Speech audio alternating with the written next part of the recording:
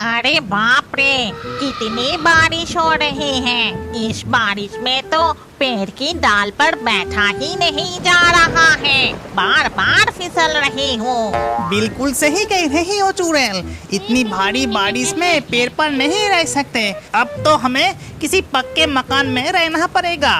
देखो, हम इतने सालों से सरपंच के बगीचे की इस बड़े पेड़ पर रह रहे हैं। क्यों ना हम रहने के लिए सरपंच के घर जाएं? हाँ, वो तो ठीक है, लेकिन हम इस तरह नहीं जा सकते। हमें इंसानी रूप लेकर वहाँ जाना पड़ेगा। ये कहकर मामदो और चुड़ैल गरीब इंसान का रूप धारण करके सरपंच के घर जाते हैं। कोई है घर में? कोई है?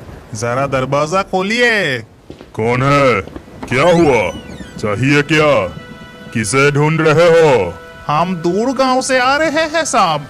इस भारी बारिश में और आगे नहीं बढ़ पा रहे हैं, इसीलिए आपके पक्के मकान देखकर थोड़ी आश्रय के लिए यहाँ आए हैं। क्या यहाँ कोई रहने की जगह नहीं मिलेगी? न जान न पहचान, न जाने कहाँ से चले आते हैं सब। ये कहकर सरपंच मुंह पर दरवाजा बंद करके घर के अंदर चले जाते हैं। देखा तुमने कैसा घमंड है। दो लोग मुसीबत में हैं और वो अपने बड़े घर में थोड़ी सी भी जगह नहीं दे। याद है भाग्यवान, जब इस सरपंच का एक लौता बेटा खेलते खेलते तालाब में गिर गया था? हाँ, याद है ना। उस वक्त घर में कोई नहीं था। सरपंच के पत्नी अपने कमरे में सो रही थी और उसका बेटा बॉल से खेलते हुए तालाब में।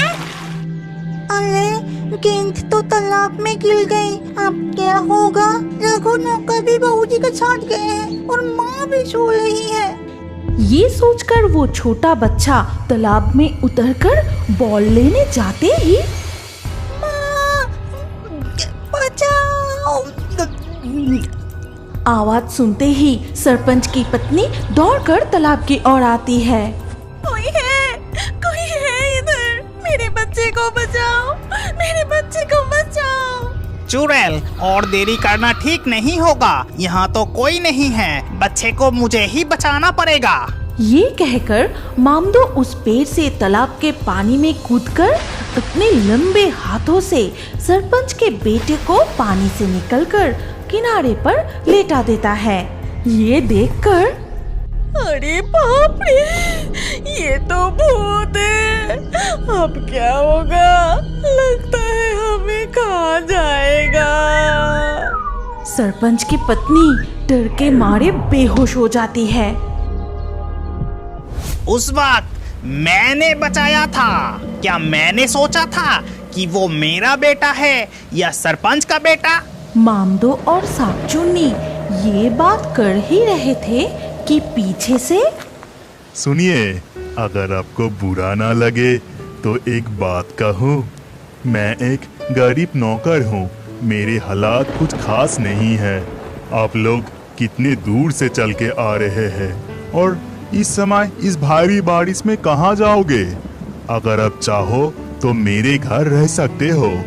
इतना क्यों सोच रहे हो भैया? तुमने हमें खुद ही शरण देने का प्रस्ताव दिया है, यही हमारे लिए बड़ी बात है। ये कहकर चुड़ैल और मामदो सरपंच जी के नौकर रघु के साथ उसके घर जाते हैं। आइए, ये है मेरा छोटा सा मिट्टी का घर। आज रात आप लोग मेरे घर किसी तरह गुजार लीजिए। कल सुबह बारिश रुक जाए तो फिर आप दोनों चले जाना। बहुत धन्यवाद भाई साहब, आपके ये मदद हम हमेशा याद रखेंगे। आप लोग आराम कीजिए, मैं आपके लिए कुछ खाने का इंतजाम करता हूँ। ये कहकर रघु उस मूसलाधार बारिश में अपनी फटी छतरी लेकर जैसे तैसे करके घर से बाहर चला जाता है। अरे अरे, बारिश तो और भी तेज हो गई। घर की छत से भी बारिश का पानी टपक रहा है। चुड़ैल, तो फिर देर कैसा? चलो हम दोनों जादू से इस घर का छत को ठीक कर देते हैं। ये कहकर मामदो और चुड़ैल अपनी असली रूप धारण करके जादू करते हैं। हिरिंग बिरिंग छट, घर की छत ठीक हो जाए झटपट। और तुरंत ही घर की छत नई हो जाती है और बारिश का पानी टपकना भी बंद हो जाता है। फिर मामदो और चुड़ैल फिर से इंसान का रूप धारण कर लेते हैं। तभी रघु अंदर आके कहता है, माफ करना, गरीब के घर सिर्फ उबला हुआ चावल और कच्चे मिर्च ही है। तुम लोग मेरा अतिथि हो, फिर भी तुम्हें कुछ अच्छे खिलाने की औकात नहीं है मेरा। तुम ऐसा मत कहो भैया, ऐसे तूफानी मौसम में ये हमारे लिए अमृत के समान है। आओ तुम भी हमारे साथ बैठकर खाओ। फिर रघु, मामदो और चुड़ैल तीनों मिलकर चावल और कच्ची मिर्च बड़े आनंद के साथ खाते हैं। भाई साहब, थोड़ा सा नमक मिलेगा क्या? हाँ हाँ जरूर, मैं अभी लेकर आता हूँ। आंगन के उस पार मेरा एक छोटा सा रसोई घर है, मैं अभी लेके आता हूँ। रघु नमक लाने घर से बाहर जाते ही चुड़ैल कहती है, तुम इतना नमक क्या करोगे? तुम्हारा तो खाना लगभग खत्म ही हो गया है। चुड़ैल, अगर हम जादू से रघु के लिए सरपंच की तालाब के सारे मछलियाँ इसके आंगन में ला देते हैं। ये सुनकर चुड़ैल और मामदो फिर से अपने असली रूप में आ जाते हैं और जादू करते हैं। हिरिंग बिरिंग छट, सरपंच के तालाब के मछलियाँ रघु के आंगन में आए झटपट। तभी अचानक रघु की आवाज आती है। बाहर तब भी मूसलाधार बारिश हो रही है और उस बारिश में भीगते हुए आंगन से रघु चिल्ला के कह रहा है, अरे ये क्या हो गया? बारिश में तालाब से मछलियाँ उठ के मेरे आंगन में आ गए। तब चुड़ैल और मामदो फिर से इंसान का रूप धारण करके बाहर आते हैं। अरे भैया, तुम सिर्फ खड़े होकर देखोगे क्या? जल्दी मछलियों को पकड़ो, वरना वो भाग जाएगी। फिर रघु, मामदो और चुड़ैल मिलकर रघु के आंगन से मछलियाँ पकड़ के एक टोकरी में जमा करने लगे। सारी मछलियाँ पकड़ने के बाद, सुनो भाई रघु, कल सुबह होते ही इन मछलियों को बाजार में बेच देना। इस बारिश की मौसम में तुम्हें अच्छी कीमत मिलेगा। हाँ वो सब ठीक है, लेकिन देखो तो मछली पकड़ते हुए आप दोनों बुरी तरह से भीग गए हैं। चलिए चलिए जल्दी से अंदर चलिए। फिर धीरे धीरे रात बीत जाती है और सुबह होते ही बारिश भी थम जाती है।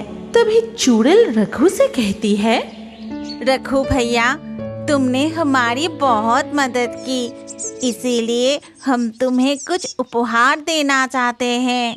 इसके बाद मामदो रघु से कहता है, भाई रघु, तुम अपने आंगन में एक टंकी बनाओ।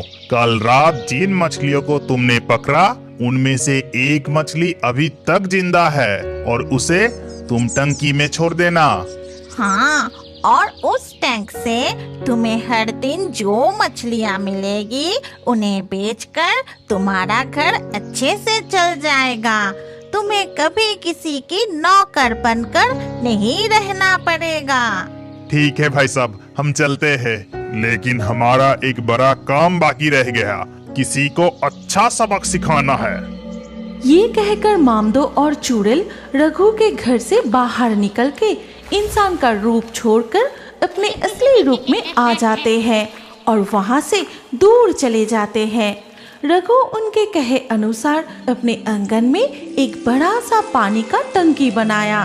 फिर टोकरी के पास जाकर देखा, सही तो, इस टोकरी में इतनी सारी मरी हुई मछलियों के बीच एक जिंदा मछली है। मैं जल्दी से जाकर इसे टंकी में छोड़ देता हूँ। कल रात जरूर भगवान वो दो अतिथि के रूप में इस गरीब के घर आए थे। इसके बाद से रघु अपने आंगन के उस टंकी से मछलियाँ पकड़कर उन्हें बेचकर सुख शांति से दिन बिताने लगता है। ये दौलतपुर शमशान घाट निसी नदी के किनारे दौलतपुर गांव के अंतिम छोर पर ये शमशान घाट जो गांव से बहुत दूर है। इस शमशान घाट के आसपास ज्यादातर लोग नजर नहीं आते और यहाँ तक आने के लिए एक छोटा नदी को पार करके एक बड़ा जंगल को पार करना पड़ता है और यहाँ दिन में भी हमेशा डर बना रहता है। इस शमशान में 2 बहुत बड़ा पेड़ है और उस पेड़ में रहते हैं 4 भूत। हम 2 भूत, माम 2 भूत, घेको भूत और खींदी चुड़ैल। क्या रे हम दो, तुम अपने चेहरे को सड़ा हुआ मछली जैसा बना के क्यों रखे हो? आज मेरा भूत जन्मदिन है।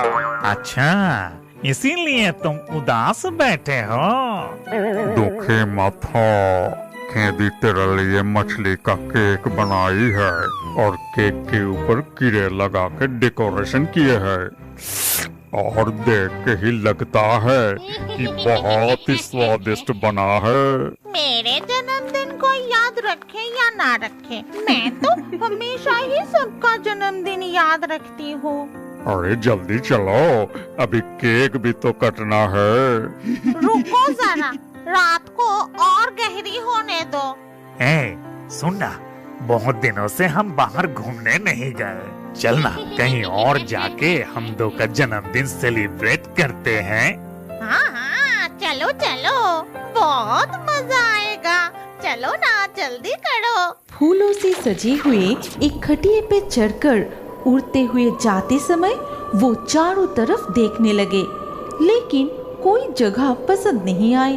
तभी एक घर के ऊपर से गुजरते समय तली हुई मछली की गंध नाक में आते ही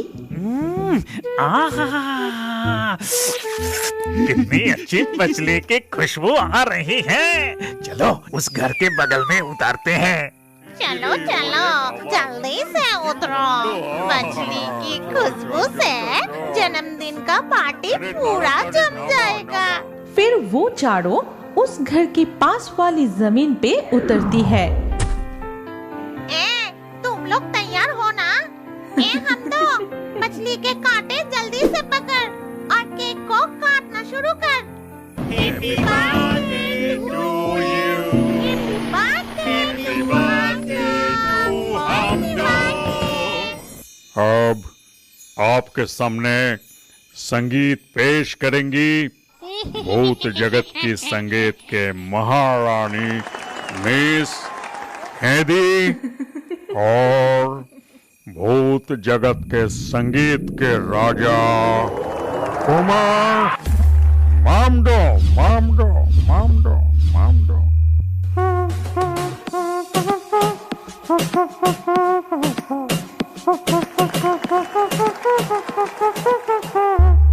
हम सब शमशान के भूत, हम सब भयंकर सारे बदमाशों का तोड़ देते हैं सर।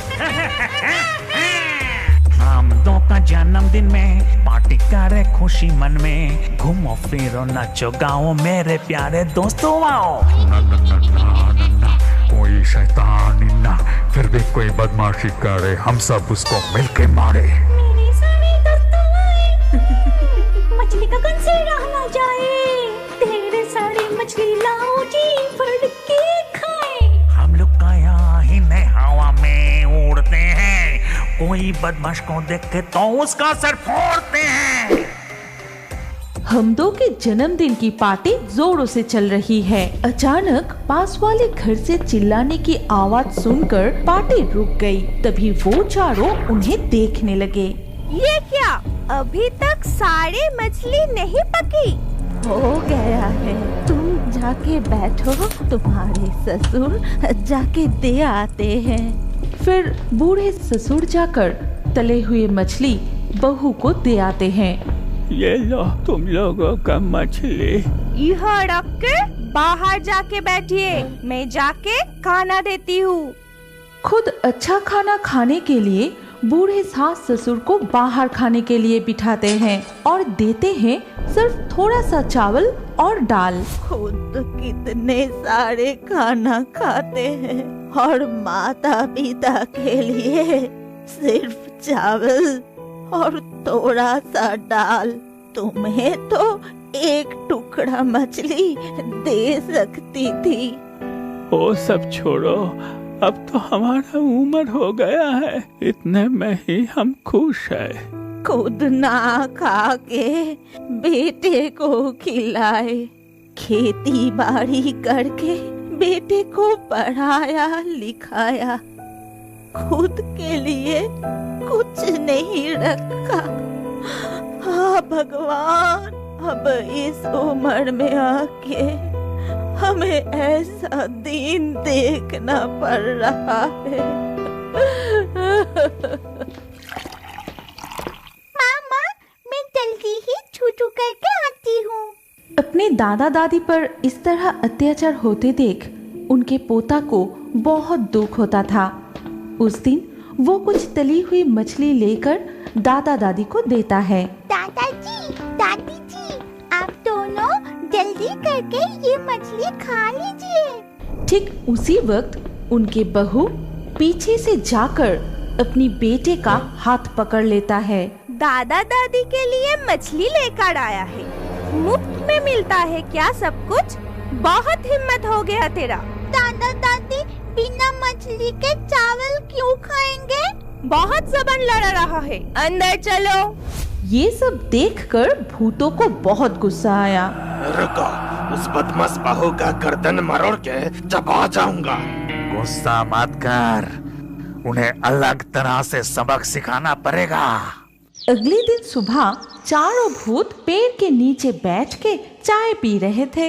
दूसरी ओर बूढ़े ससुर आंगन में झाड़ियाँ साफ कर रहे थे और बूढ़ी सास सब्जियां काट रही थी। तभी उनके बहू आके एक प्लेट जोर से फेंकता है और उस आवाज से चारों भूत उनके तरफ देखा।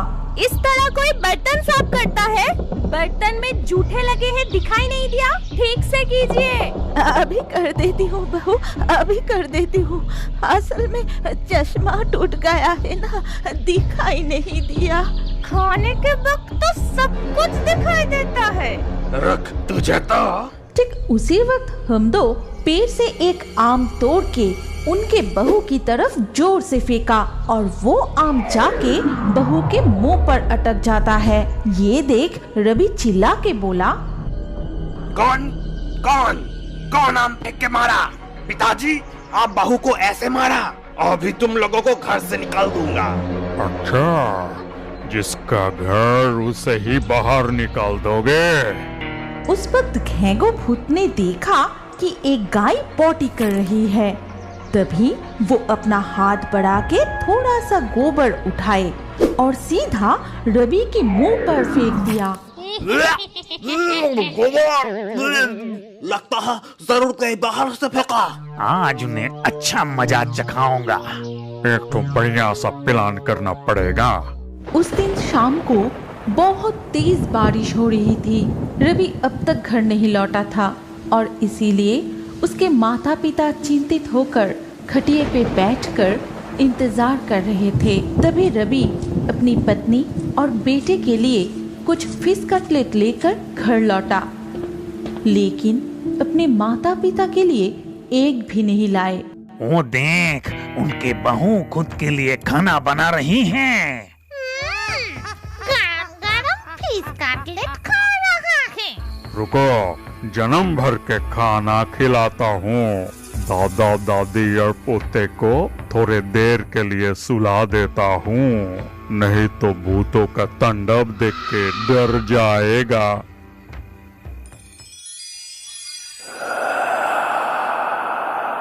तभी उनके बहू एक बड़ा सा प्लेट में मुड़मुड़ा, मिर्ची और एक प्लेट में कटलेट लेकर आती है।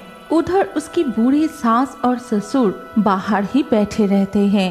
इधर जब बहू एक कटलेट उठाने जाती है, ठीक उसी वक्त शुरू होती है और तुरंत ही सारे कटलेट हवा में उड़ने लगे।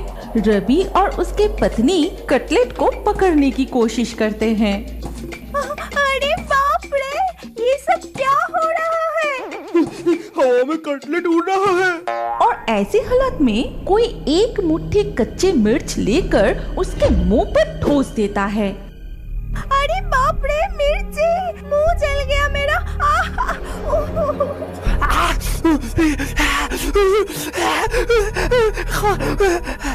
इसके बाद जब वो पानी के बोतल लाने जाती है तो बोतल शून्य में उड़ने लगता है। तभी चारों भूत उनके सामने आते हैं। ये ले, थोड़ा और खा।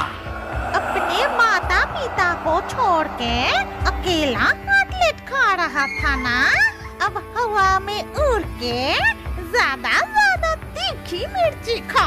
अरे बाप रे, बहुत तीखा मिर्ची, मुंह जल गया मेरा। बूढ़े माँ बाप से तुम लोग बर्तन साफ करवाते हो। पूरे सांस से खाना बनवाती हो। जब तक खुद के अपराध नहीं मानती तब तक हवा में ऐसे ही लटकते रहना। अब देख मजा कैसा लगता है। झाड़ियाँ साफ करवाते हो, है ना? गलती हो गई। हमें छोड़ दीजिए, हमें माफ कर दीजिए, हमसे गलती हो गई। दोनों मिलके 500 बार उठक बैठक लगाओ, जरा सा भी रुके तो उसी वक्त तीखा मिर्च। दोनों मिलके कान पकड़ के उठक बैठक लगाते हैं। अगर वो एक बार भी रुके तो साथ ही साथ कच्चे मिर्च। और कुछ देर ऐसे ही चलने के बाद वो दोनों जमीन पर गिर पड़े। तभी हमदो और खेदी चुड़ैल दोनों की बाल पकड़कर हवा में उठा लेता है। हमें माफ कर दीजिए, हमसे गलती हो गई है, हमें छोड़ दीजिए। जो माता पिता खुद भूखे रह के मेहनत करके पानी में भीग के अपने बच्चों को बड़ा किया, उस माता पिता को इतनी तकलीफ पहुंचाने में तुम्हें जरा सा भी बुरा नहीं लगा? हमें अच्छा सबक मिला है, फिर कभी हम ऐसा काम नहीं करेंगे, हमें माफ कर दीजिए। हमसे नहीं, तेरे माता पिता से माफी मांग। फिर हमदो और खेदी बेटे और बहू को धक्का देकर माता पिता के पैरों पर गिरा दिया। ला, आप माता पिता से माफी मांगो। ऐसा गलती दोबारा नहीं होगा। बहुत तकलीफ पहुंचाया आप दोनों को, क्षमा कर दीजिए। मैंने बहुत अन्याय किए माँ, आपके ऊपर बहुत जुल्म किया है। इस बार हमें माफ कर दीजिए माँ। ये बात सुन के रवि के माता पिता मुस्कुराते हुए अपने बहू और बेटे के सिर पर हाथ रखते हैं और इसके बाद से वो सारे मिलजुल के खुशी खुशी रहने लगते हैं। क्या आप बड़े होकर भी कार्टून देखना पसंद करते हैं? तो अपना नाम और उम्र कमेंट करें। हम लकी ड्रॉ के माध्यम से आपके नाम से नया कार्टून वीडियो बनाएंगे। और अभी हमारे fairy Toons Hindi cartoon channel को सब्सक्राइब करें ताकि अगले वीडियो में अपने नाम वाला कार्टून देखना ना भूले। और हमारे एक और पॉपुलर कार्टून देखने के लिए स्क्रीन के ऊपर इस वीडियो पर अभी क्लिक करें। सोच क्या रहे हो, जल्दी से क्लिक करके इस पॉपुलर वीडियो को देखें।